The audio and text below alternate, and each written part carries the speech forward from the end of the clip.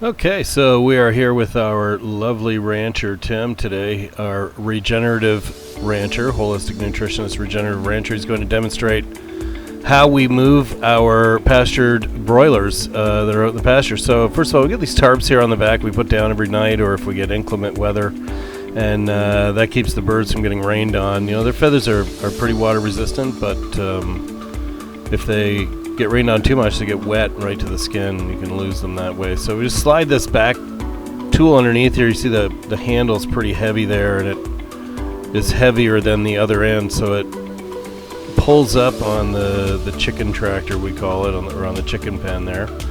We'll just slide a dolly here under the front, and now you can see, you know, we've got it sort of floating on two sets of tires. A little bit tough to get it going there. I got the two tractors a little too close together, but I finally get it moving here. You really don't want the feeders and the watering bells swinging like that, because they can fall off and break, or the straps there get stretched, because the feeders are pretty heavy. That feed is pretty heavy. There's stones in it for their digestion, so it carries quite a bit of weight there.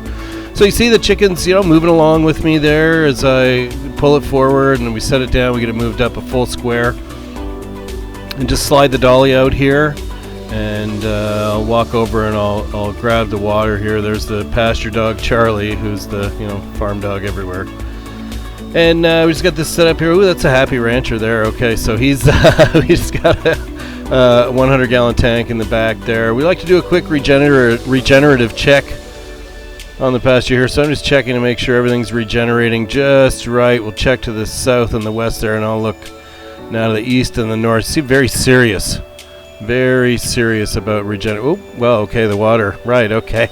Yeah, back to focus. So we got a 100-gallon tank in the back of the truck there, and it just runs a little transfer pump. We've got a battery wired right to, the pump is wired right to the battery of the truck.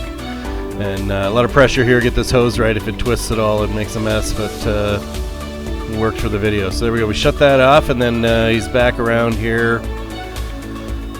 Picks up the back part there again, and we got some rough weather here at the time. It's a little bit cool. You can see I'm in a hoodie, and my cameraman's in a hoodie as well. And so we put the back down again. You can see the skies are a little bit cloudy. So it really is important that these birds don't get too cold, because they will perish, unfortunately. They don't feather completely in the way that they're bred, so some of the skin on their sides is unfeathered, and so they're really exposed that way. So here I go, coming back, grab the dolly, and you can see we get about 80 birds in each of these pens. There's lots of room. You see they're eating from the ground right away. This flock is really good. They're right at it. They love the grass seeds that grow. They'll jump in the air to pick them off, which, you know, to see a meat bird jump is quite something. Anyway, so Phelan gives you a bird's eye view. The cameraman here gives you, no pun intended, bird's eye view of what the move is like.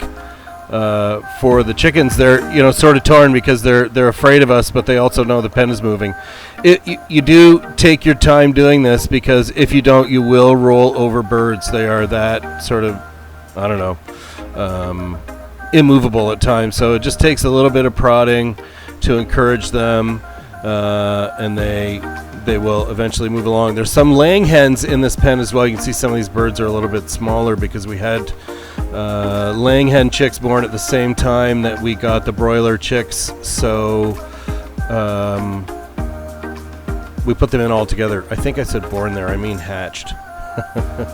So anyway, we'll get those laying hens out of there. They're pretty easy to tell the difference, but there you go. Yeah, so we'll fill this last pail here, and we'll be out. We'll do this twice a day now. We move them once a day, and fill their water twice a day, and feed them once a day. We'll do that in the afternoon too. So there you go. That's how we move our pastured meat birds here at Belmar Ranch and Gardens.